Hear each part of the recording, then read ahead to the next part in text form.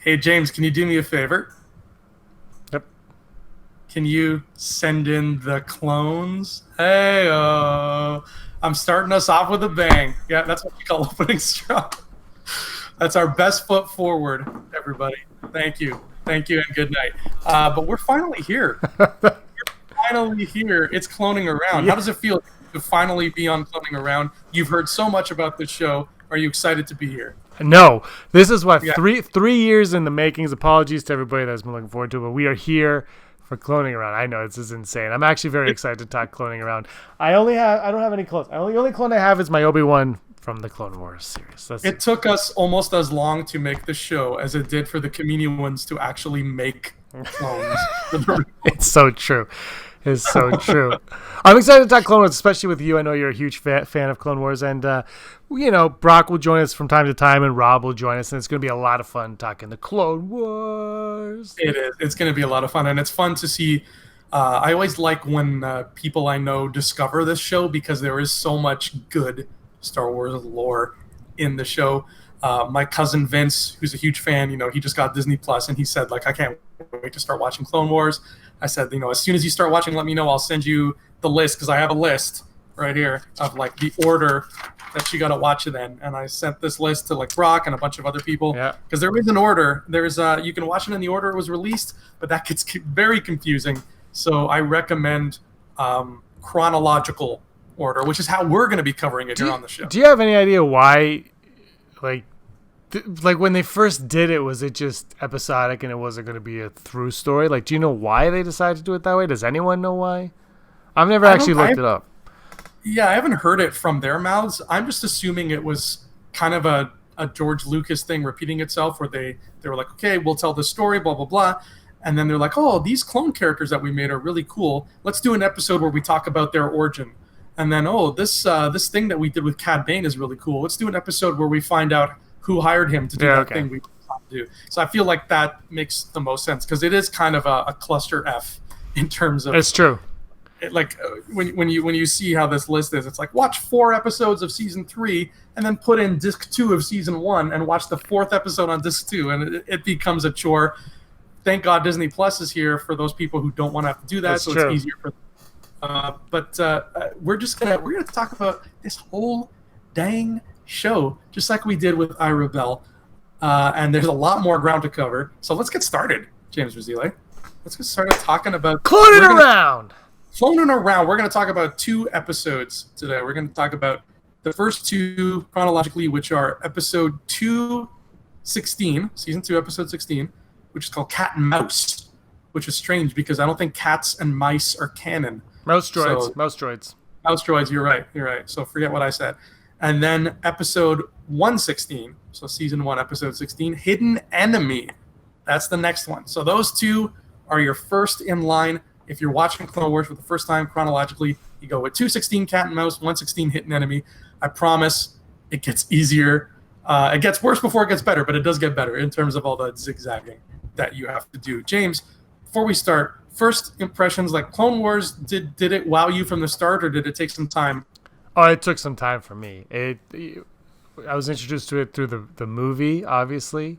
I have the movie on Blu-ray, but when the movie came out, the reviews weren't very positive for it, and I watched it, and I was definitely a little bit disappointed in what it was. I don't think I understood what it was either, and it was one of those things where it was Star Wars, so I always kind of kept my eye on it, but I never paid total attention to it. It's kind of like the EU, now the Legends novels, where I was always kind of aware, but not totally invested. I was aware, but not totally invested, and right away, I never, I didn't go to social media to bash or anything, but I was never really thrilled with Ahsoka off the bat. I wasn't an Ahsoka fanboy right away. Now, I'm like, bring more Ahsoka. That's but right off the bat, no. So my initial thoughts on the Clone Wars was, it was like, it's okay. It wasn't my favorite thing. I think I preferred the, I can't pronounce the 2D one before at the time. I think that was my preference. I also had that on DVD. So that was definitely something I preferred a little bit more, going into it. And then, like I said, the movie I felt The movie to me, when we do rankings, we never include the movie because for me, it still feels like it's just a few episodes of a TV show strung together in long form. It never really feels like a film itself. So, yeah, those were my initial reactions. What about you? Is the movie on Disney Plus as well? Like, is it lumped in with the show, or is it its own separate Well, it's thing? 4 episodes, right? So I would imagine it's the first 4 episodes of the show. I haven't watched anything Disney Plus because I just haven't watched. I've been watching what we're doing in the chronological order, and I own the movies, so I've kind of just watched the Right. Blu-ray of that. So I would guess it is. I mean, I would. The only one that I'm not sure, and maybe people could back us up on or let us know, is the Netflix.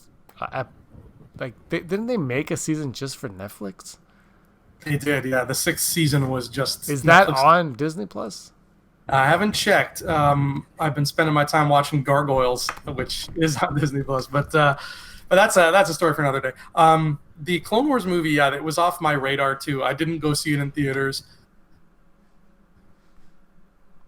I was like using there with the EU books back then, because back then there was a whole slew of EU books.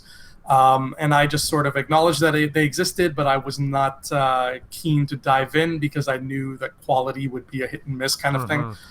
And then I finally got to watching it, and yeah, it was a slow start. At first, the animation didn't click with me because I really like 2D classical hand-drawn animation. So that was my biggest learning curve, was just getting over that hump of like everything looks like a cheap PlayStation 2 video game. But then as I got into it, I realized that this was not what I was worried it was going to be. I was worried it was going to be like every other cartoon out there, which is kind of like a half-assed sort of attempt. Because there reached a point where I'm watching this show, and I think it's a few episodes in. Like, we'll get to the episode when we get to it, but there's a point where Obi-Wan and Anakin are in this big ship, and Grievous is hunting them, and I think Ahsoka's with them too.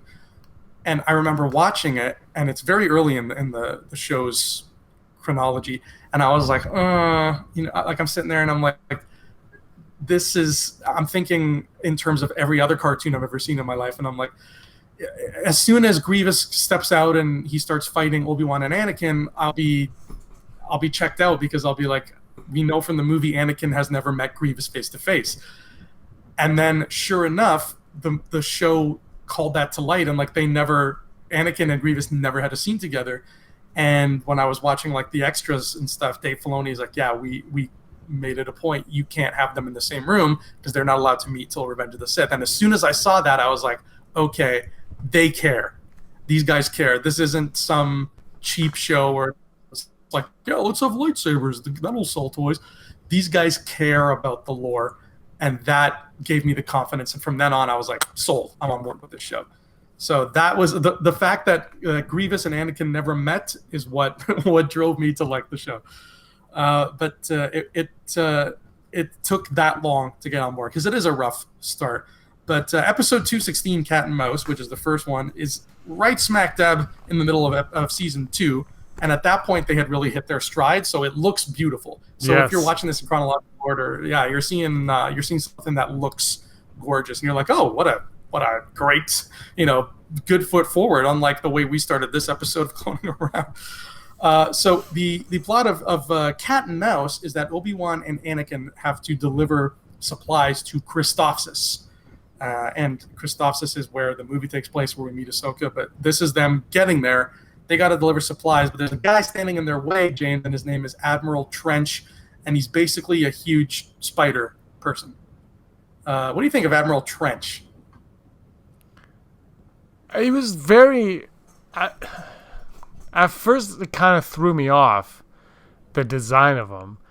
But then I don't know what it was, but it felt... He settled into the scene and the atmosphere of the series, and I felt like he totally fit into the Star Wars universe by the end of it. Because at first I was a little taken aback by him. And it's funny because I'm doing these all on a rewatch, and I haven't seen some of these episodes in forever. And I'm just watching, I was like, oh, this guy. Oh, yeah.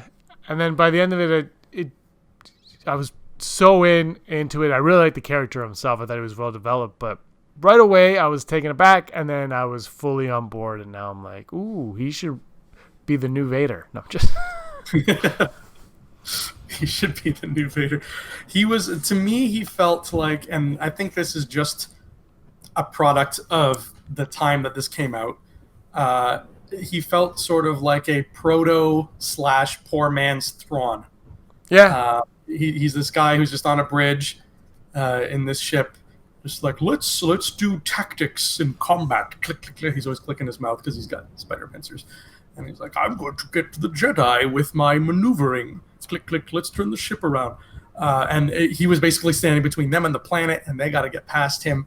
And they do a maneuver that I think is from the original Timothy Zahn books, the original Thrawn books from the 90s, where there's like a Star Destroyer, and they kind of flip it on its side so that you can't hit maneuver. The stuff on top. Yeah, they Filoni's great at cherry picking stuff like that and throwing. And that sort of gives you an idea of the type of warfare that this Admiral Trench guy does. So I liked him. I'm glad they didn't overuse him though, because I think that clicking would have gotten annoying. Absolutely. If he was the shredder of this show, I would have been like, okay, move on, please. It served as like I said, like at first I was taken back, but then by the end of the episode, I kind of bought into him. But yeah, doses. Yeah. And I don't think, have we seen Spider People since? Is he the only one we've ever met? Kind of like how we only had like that one shark dude, and then we never saw. I'm okay with that though. I feel like yes. I feel like he's the only one we've ever seen. So yeah. I think you're right. Yeah, because I don't remember any others. I don't even remember what they're called, but Spider People, we hardly knew ye. Then we get another military man in this episode who I think was a really cool addition. We get Wolf Yularen. Mm-hmm. And it took me a long time. I don't know about you, but it took me quite a while to clue in that this was the same guy from A New Hope in that snazzy white jacket. Did you know right off the bat? Like, because remember, Clone Wars doesn't have visual dictionaries and stuff like that, so we kind of have to find this stuff out in other channels. I knew. I don't even know. The first time I saw this, probably not. I just know though. Now I just know, because that just seems to be seeped in my memory. Like I just know that that's who that is, and I took a note. I'm like, oh, Anakin and him have a scene. Like that's kind of important because we know that they obviously work together later on when he's no longer Anakin. So they do have a history. I thought that was cool to see. But yeah, I don't know. Like I said, the first time it was so, I don't know. I doubt it. But now I do, and I don't remember not knowing, if that makes any sense. Yeah, I feel like, I think the way I found out was I was just on Wikipedia looking up the Clone Wars characters, and when I clicked on his name, it brought his image from A New Hope first. And I'm like, oh, and that kind of blew my mind. Like, I don't remember the exact situation, but I just remember the revelation being like, wow, that's really cool. And I think it's also kind of funny that he has the same voice as the narrator. Like, Chaos, Son, Christophus, like that's him. So I like to think that the whole Clone Wars show is being narrated by him. Yeah. Circa episode 4, and he's just talking to like Admiral Mahdi and stuff. I'm like, I was in the Clone Wars. And Mahdi's like, oh God, do I have to hear about your Meeber Gascon adventure again? Yes, yes.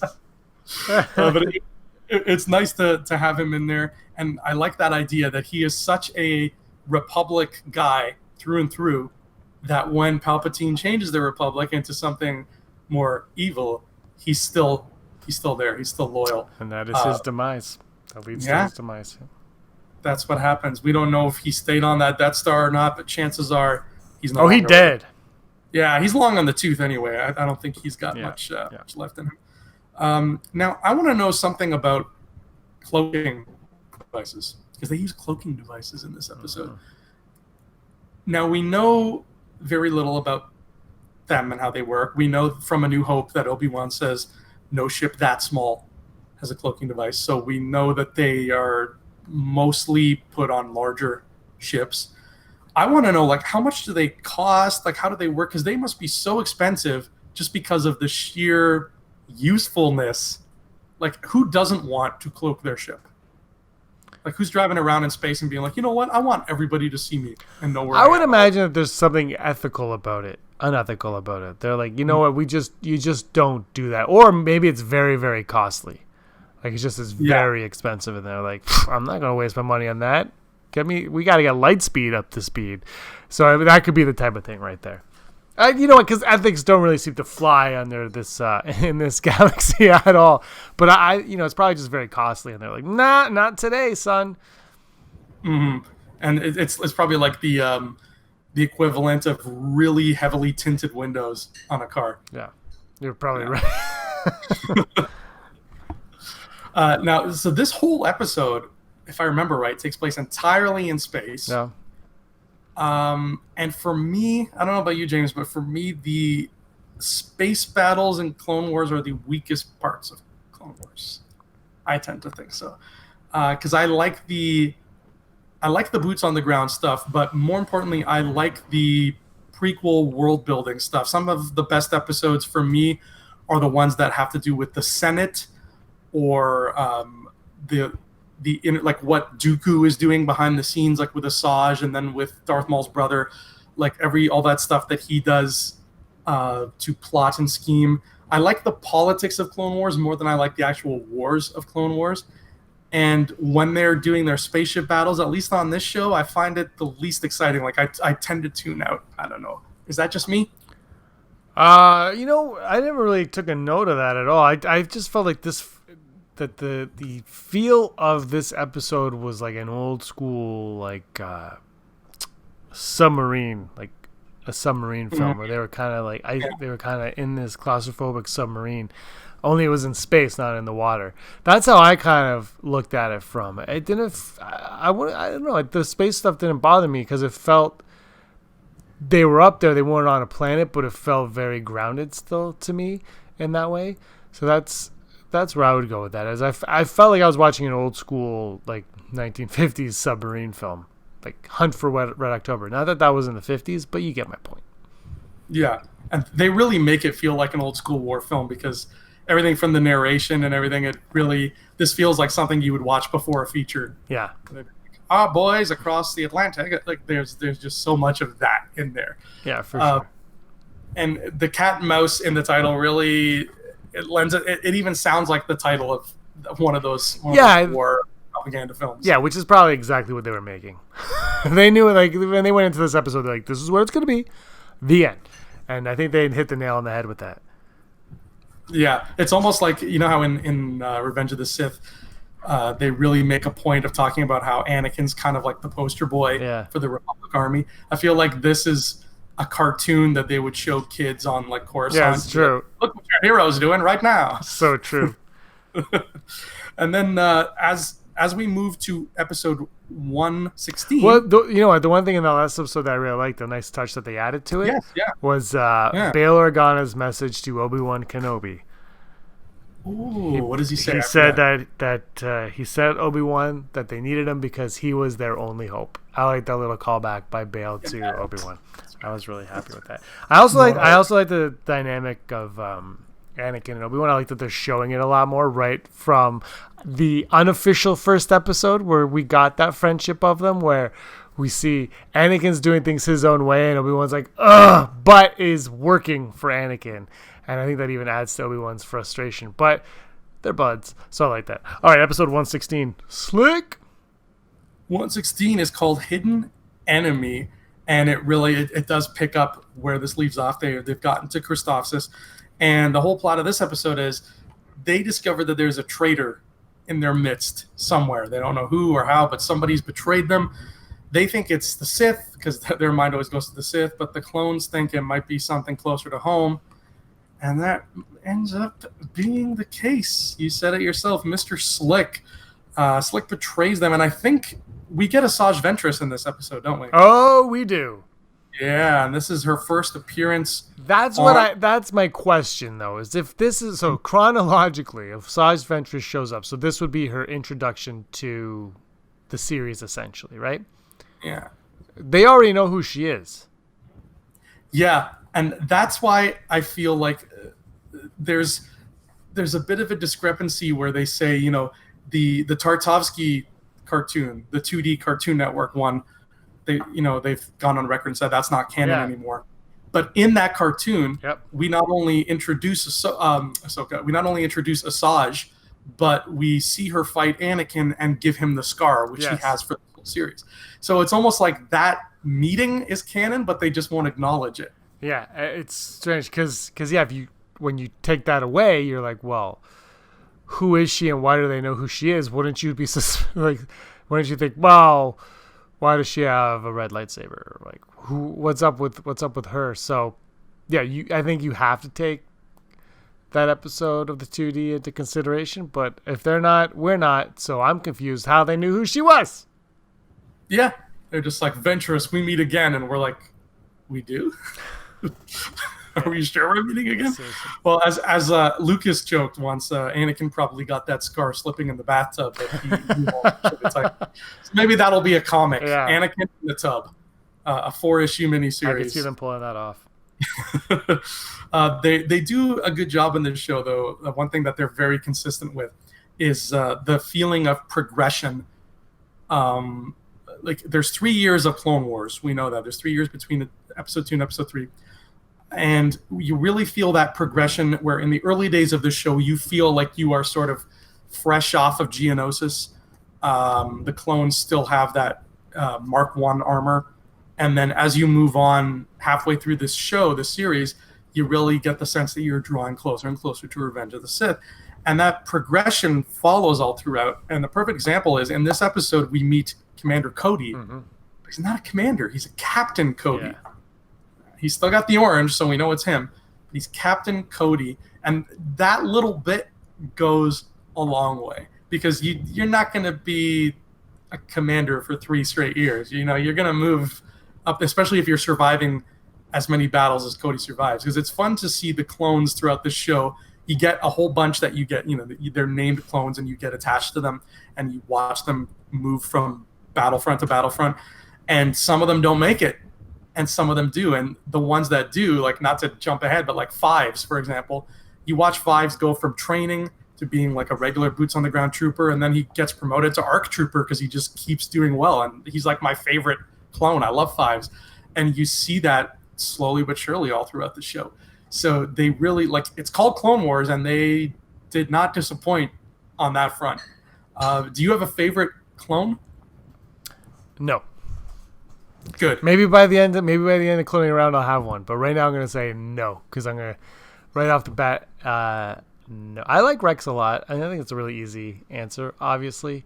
But I think I'm going to, when I do the rewatch, I want to give my answer after I'm done watching all seven seasons when it's all said and done. It'll be 7. It's all said and done. Yeah. So yeah, I want to give my answer then. I want to do it fresh, keep it fresh, because I think Rebels really sways me a lot, obviously, because that's what's in my mind most recently. So I'm going to wait, and I'll have my answer towards the end. But I did really like. We did our top 5 clones on Rebel Scum, God, like 2 years ago, maybe even more. Fives was definitely there.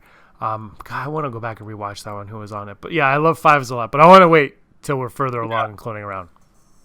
And shout out, by the way, to T. Bradley Baker. Talk about this guy is something special. Like the fact that he can, dozens of these guys, he brings them to life, and they're all a little bit different. A little bit different, yeah. It's perfect amount.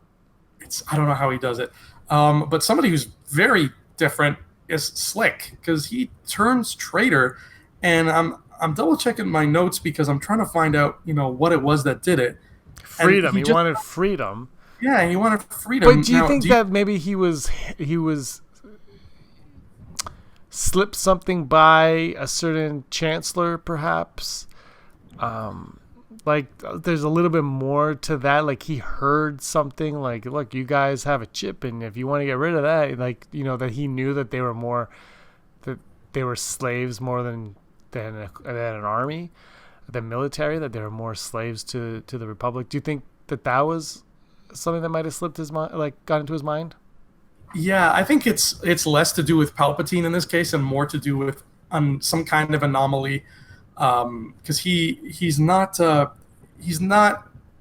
doesn't come across as being brainwashed or anything. He doesn't come across as being controlled by an outside force, and we get clues further down the road.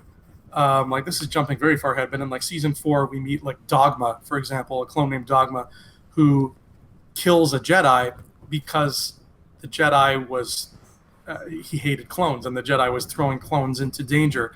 and Dogma was like, I had to kill him. And we get another one named Hardcase, and Hardcase is always like he's looking for trouble. He's bloodlust. He loves fighting. He's like, let's kill them all.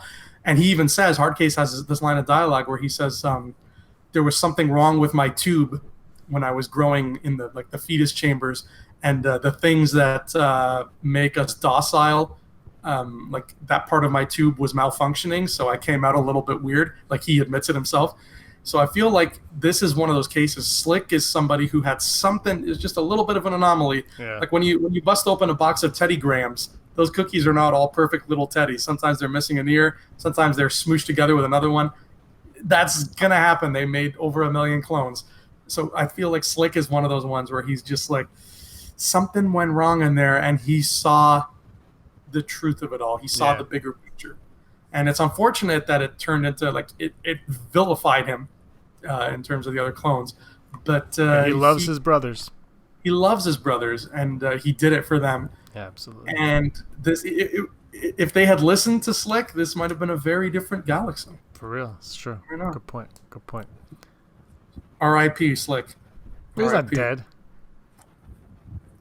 But the whole campaign on Christophsis carries into the movie. But this was, I like that these episodes, again, they reverse engineered these stories. So it's like, okay, we started this series on Christophsis where he meets his Padawan and everything like that. Let's tell the story of how they got there, because that could be a whole other thing. And it fits together seamlessly. Like we go from space to landing, and now they're worrying about a traitor. And now when the movie starts, they have their first crown battle there, and then Ahsoka shows up. Do you like? Did this make more sense to you watching it in chronological order, just as like a streamlined story? Like, do you find you enjoy it more? Actually, yeah, I think I do. I think I like it. I don't know if this would have been something when it first aired that would have struck me at all, but I think the way we watch television has changed drastically in the 10, 11 years since the Clone Wars started, that I think I'm almost surprised that Disney Plus doesn't give you the option to watch chronologically. I feel like if they had the technology maybe a little bit more in play, that they would allow that, because I think a lot more people would get more enjoy of it watching it that way, and I don't think a lot of people would even know to watch it that way unless you actually kind of search for it, especially with the 7th season coming out. Who knows? But yeah, I think it's allowing me to enjoy it a little bit more because you are seeing more of a fluid, linear story now. Mm-hmm. Yeah, you're right. Their tech is a little bit. It's not quite there yet on Disney Plus. They got some kinks to work out. But I also feel like it's one or the other, right? It's do you do it season by season or do you do it chronological? And it's probably easier and makes more sense to do it season by season, because otherwise you're jumping, season 2 and season 1. You're like, just an average viewer is like, what is that? What's going on? So it could be a little crazy. Yeah, and it might put some people off if they see that. And these early days of Clone Wars, I mean, we've got 2 episodes that fit together story-wise, but they're separated by a full season. And as we go on, these story arcs get bigger and bigger to the point where, like, I'm in the middle of my rewatch right now. I'm in season 4. And when you get to that point where you're like with Pong Krell and like Meeper Gascon and stuff, those are 4-episode arcs. Like, those are big. You're spending 2 hours on one story. So they really stepped up their game in that regard too. So it's going to be cool to slide through all those arcs, and it feels much more comprehensive. It doesn't even feel like you're watching a TV show. And I'll bring it up when it happens, but I remember catching a part, and it was the only instance in 4 seasons so far of rewatching the show where I could see the seam where a commercial break would have been. Otherwise, you don't see it. I don't know how they do it. Yeah, I didn't notice it during the rewatch at all when they did it. The editing is magnificent on that, and I don't know if Disney Plus has the extra stuff, Filoni and like Killian Plunkett and all those guys talking about how they do it, but it's always a blast to watch them talk about the creative process, because, like I said, they not only do a good job, but they know their stuff. Like, Dave Filoni knows if we go to this planet, it's got to look like this and it's got to sound like this, and the people who live there have to speak like he. You will never find a moment where you're like, this contradicts something. Like, he's on top of all of that. But those first 2 episodes, if you were new to this, James, if you were introducing somebody who's never seen a Star Wars cartoon, or like anything other than the movies, and you showed them Cat and Mouse and Hidden Enemy, do you think they'd be on board? I think, yeah, Cat and Mouse, maybe.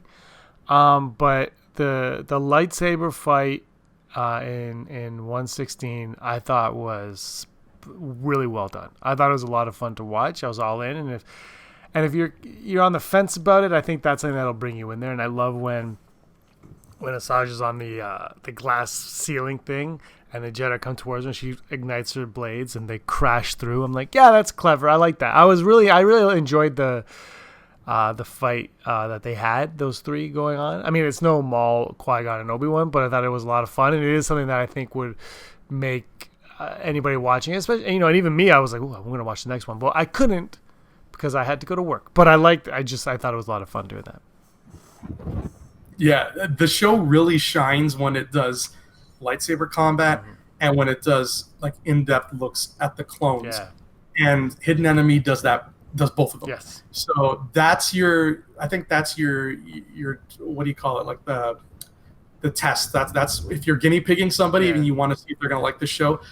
Cat and Mouse, you're right. They could take or leave, but if they don't like Hidden Enemy, they're probably not gonna like Clone Wars in general. I think I love that part when they see the traitor running down the hall and they chase after him, and he's in the mess hall and it's just all clones, and they're like, "Oh, it's one of us."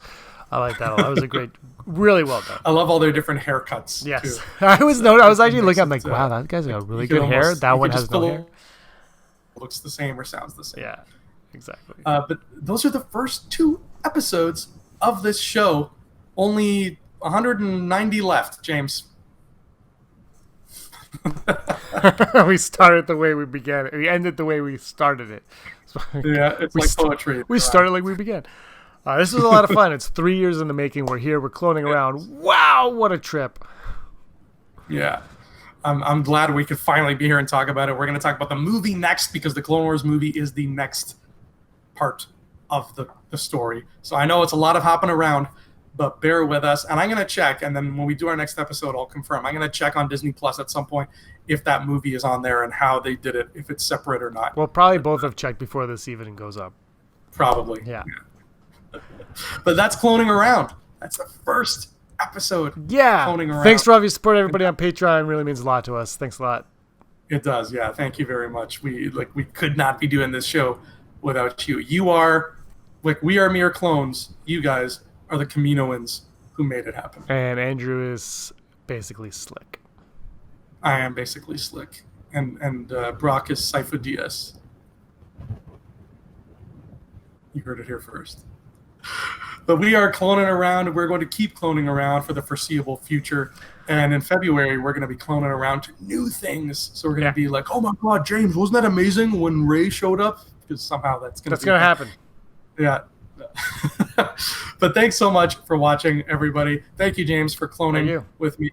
Thank you for sending in the clones. We'll see you all here next time. Until then, may the force of others be with you. Send in the clones. Hey scumbags, thanks for watching. Don't forget to give us a thumbs up on our video. As always, please subscribe to our YouTube channel, Rebel Scum Podcast, for all the latest videos.